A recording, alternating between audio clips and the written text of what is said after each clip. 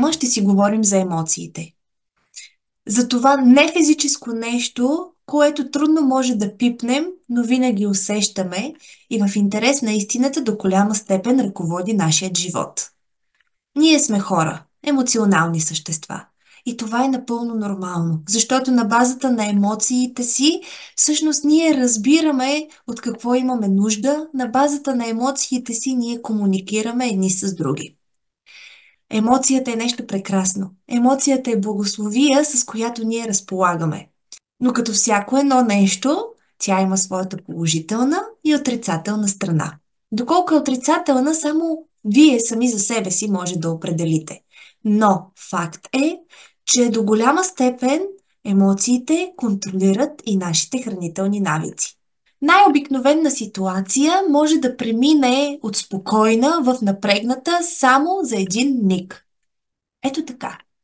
Случва се някаква свръхстресова случка и ние веднага преминаваме в друго състояние. Например, засичат ни с колата или свири клаксонът на колата зад нас и ние моментално се изнервяме. Забравяме спокойното положение, в което сме били и хиляди емоции нахлуват в нашата глава. Много често успокояваме тези емоции с дадена напитка или с дадена храна.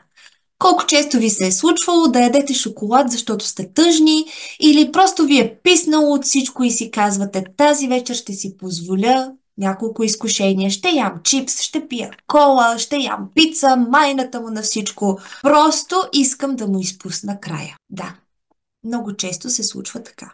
Защото емоциите са тези, които действително контролират нас самите. И тук до някаква степен жените са тези, които много по-често прибягват до емоционалното хранене. Имали сме тъжен момент, в работата ни е напрегнато или изобщо нещо в цялостен план не върви добре и ние доста често прибягваме към така нареченото емоционално хранене. Тоест, взимаме си голяма кутия сладолед, шоколад, някаква друг вид джънк фуд и се отдаваме на едно хранене, с което да потиснем емоциите си. Това не е толкова присъщо за господата. И тук те ни водят с една точка. Но те от своя страна обичат да празнуват победата, обичат да споделят всяка една весела ситуация с приятели. Събират се на побира, пържени картофки, защото днес са имали повишение, защото играе техният отбор и той побеждава, защото просто се чувстват добре и искат да споделят тази емоция със своите другари. Това също е вид емоционално хранене. Когато сме щастливи и когато сме нещастни, ние сме склонни да изядем много по-голямо количество храна, отколкото по принцип. И по време на празниците се случва точно това. Първо, това са почивни дни. Тоест, ние нямаме стрес и напрежение около работното място, около това да пътуваме до работа и обратно, или да водим децата на училище. Изобщо целият този натоварен график не съществува. Ние сме в къщи, отпуснати, релаксирани и почиваме. Следователно, имаме време да мислим за ядене. Когато ни доскочее или пък седнем да гледаме телевизия, все си търсим нещо за хрускане. Така ли е? Пишете ми долу в коментарите вашето мнение. Също така, празниците са и моментът, когато ние се събираме с нашите най-близки и любими хора. Сядаме на една трапеза, на един обяд, който трае доста по-дълго от обичайният, или на една вечеря, която се протоква 4-5 часа, ако не и повече. Весело ни е, спокойни сме, знаем, че не сме на работа на следващия ден и тази положителна емоция ние започваме да я награждаваме с обилно хапване. И точно това е един от факторите, който ни води към така нареченото празнично преяждане. Просто сме спокойни, просто сме щастливи, няма за какво да се тревожим, с весела компания сме и си казваме: какво толкова? Веднъж се живее, ще му отпусна края, хайде на здраве и така 2, 3, 4, 5, 6 пъти. Така първоначално погледнато всъщност няма нищо лошо, но действително по този начин ние вредим на нашия организъм, защото приемаме повече храна, повече алкохол, повече сладки изкушения, нямаме контрола над себе си и над нашето тяло. А как да се справим с тази ситуация? Всъщност, първо, трябва да го осъзнаем тук. Нашите мисли са пряко свързани с нашите действия. Овладеем ли мислите, овладяваме и чувствата. Овладеем ли чувствата, следователно и нашите действия стават много по-прагматични и много по-самосъхраняващи за нас. Какво се случва, когато седнем на празничната трапеза с хубава храна и с весела компания? Ние всъщност активираме няколко центъра на удоволствие в нашия мозък. Първо, ние сме спокойни, защото не сме на работа. Второ, ние сме с весела компания и следователно се чувстваме добре, чувстваме се щастливи, чувстваме се окрилени, чувстваме се прекрасно. И трето, всичко това е в комбинация с домашно приготвена, прекрасно ухаеща храна. Тези три компонента активират няколко центъра на удоволствие в нашето съзнание, които буквално действат като наркотик. И те за това са толкова престрастяващи. Затова всеки един от нас иска да сподели всеки един прекрасен празник на маса. Иска да го сподели със своята любима компания. Затова за рождени дни, за юбилеи, за кръщенета, за раждане на ново дете, за победа, за какъвто и друг весел повод се сетите, ние сядаме на масата и го отпразнуваме с ядене и пиене. Да, точно така. Осъзнавате ли за каква зависимост става на въпрос?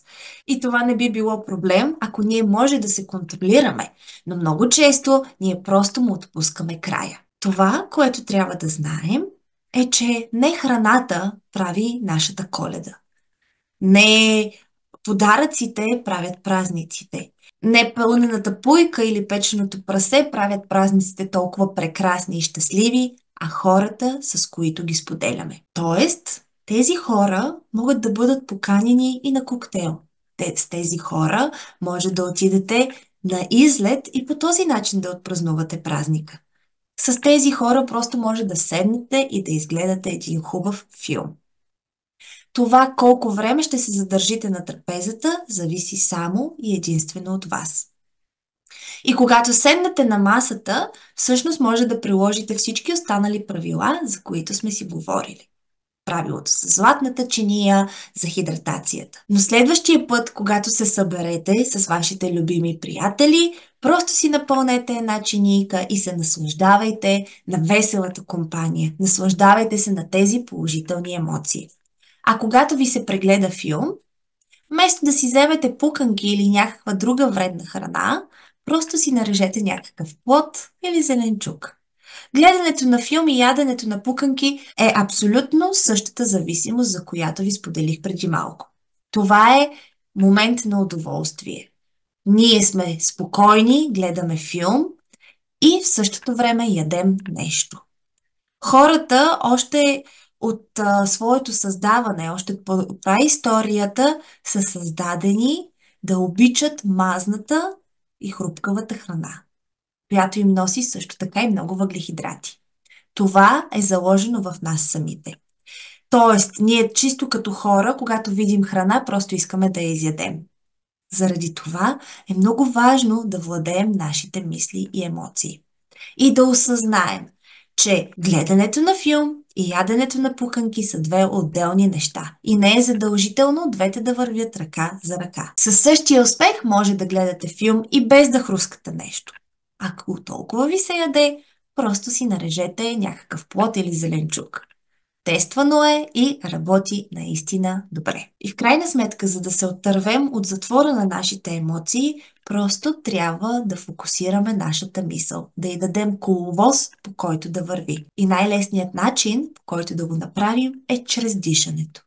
Във всеки един момент, в който се почувствате стресирани, може просто да поемете дълбоко въздух и да издишате. Това със сигурност ще ви даде няколко секунди, в които да се фокусирате и да се концентрирате. Винаги, когато сте във весела компания и усетите, че си сипвате поредната чашка и че си слагате отново в чинията, просто поемете дълбоко въздух и си замислете дали наистина сте гладни или просто по навик си сипвате още храна, само защото тя е пред вас и само защото искате да си боцкате нещо.